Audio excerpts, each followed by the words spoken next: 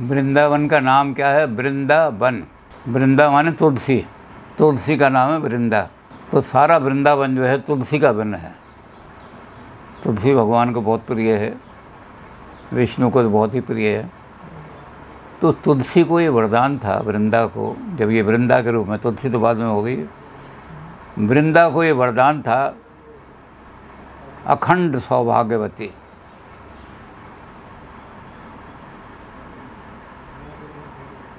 परम सती असुराधिप न्यारी। एक राक्षस जो था उसने इस बात का फ़ायदा उठाया, मेरी पति अखंड सौभाग्यवती है, ये कभी विधवा नहीं होगी, इसलिए मुझे तो कोई मार ही नहीं सकता। तो उसने उपद्रव मचाना शुरू कर दिया। देवताओं की, नागों की, गंधर्वों की कन्याओं को उठा लाता था और उनको अपने भोग के लिए काम में लाता था, और जानता था मुझे कोई मार तो सकता ही नहीं। तो परम सती असुराधिप नारी, ताके बल न मरई सुरारी।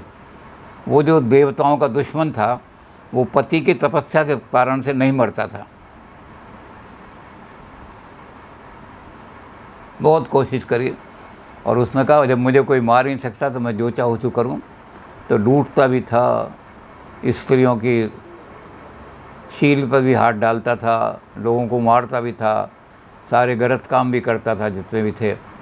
आ जाओ, मुझे मार नहीं सकते क्योंकि मेरी बीवी कभी भी। तो देवताओं ने कहा फिर इसका कौन करेगा, कैसे मरेगा? तो सारे उपद्रव मचा दिया, तीनों लोक में इसका आतंक फैला हुआ, इतना बड़ा आतंकी बन गया। तो विष्णु ने कहा मैं इस काम को करूँगा, मैं इसके पति का रूप धर के इसके घर जाऊँगा, और जैसे इसकी पति जब ये थका हुआ आता है सारी दुनिया को लूट मार करके, तो इसकी पत्नी जो है इसका स्वागत करती है, तो हृदय में आलिंगन करके स्वागत करती है। तो वो मुझे जब देखेगी कि पति के रूप में जैसे ही मुझे आलिंगन करेगी, तो परपुरुष का स्पर्श करना, परपुरुष का आलिंगन करना पतिव्रत धर्म उसका रखा है। तो उन्होंने कहा भगवान शंकर से कि इतनी देर में वो मुझे पहचाने, आप त्रिशूल लेके खड़े होना, इतनी देर में जैसे वृंदा मेरा आलिंगन करे, इतनी देर में तुरंत उसके पति को मार देना, जहाँ भी हो खड़ा हुआ। तो उस भगवान शंकर ने मौका देख के उसी समय जलंधर जो राक्षस था उसे मार दिया। भगवान विष्णु जो थे अपने राष्ट्रीय रूप में प्रकट हो गए। वो रोने लगी, मेरा तो सौभाग्य अखंड था, ये क्या किया तुमने? अब मैं शाप दूंगी तुम्हें,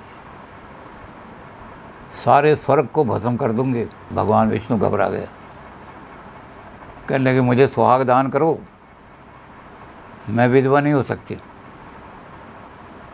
तो उन्होंने विष्णु भगवान ने अपना दूसरा रूप एकदम प्रकट किया, शालिग्राम बन गए वो।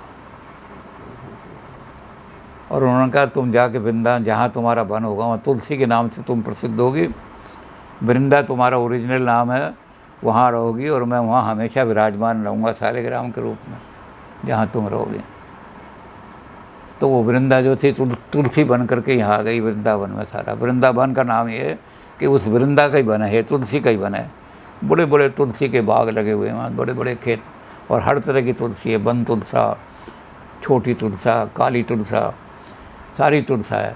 तो ये वृंदावन जो बन गया, तो विष्णु ने कहा मैं शालिग्राम के रूप में, जो शिवलिंग जैसा लगता है लेकिन शिवलिंग जैसा नहीं होता, वो लंबा होता है, शिवलिंग गोल होता है, ये ज़्यादा ऊपर को उठा हुआ होता है। तो शिवलिंग के रूप में ठाकुर जी वहाँ विराजमान रहते हैं, क्योंकि वृंदा वहाँ विराजमान। और वृंदा को उन्होंने कहा कि तेरा सौभाग्य वैसे ही अखंड रहेगा जैसे पहले थे। जलंधर मर गया तो मैं तुझे वरण करता हूँ दूसरे रूप में, विष्णु के रूप में तो लक्ष्मी मेरी पत्नी है, लेकिन मैं शालिग्राम का रूप धारण करके तुझे। तो शालिग्राम जी जब तक वृंदावन रहेगा, वृंदा का मतलब वृंदा रहेंगी वहाँ पर, तब तक विष्णु भगवान शालिग्राम जी के रूप में रहेंगे, विराजमान रहेंगे, वहाँ जा नहीं सकते वहाँ।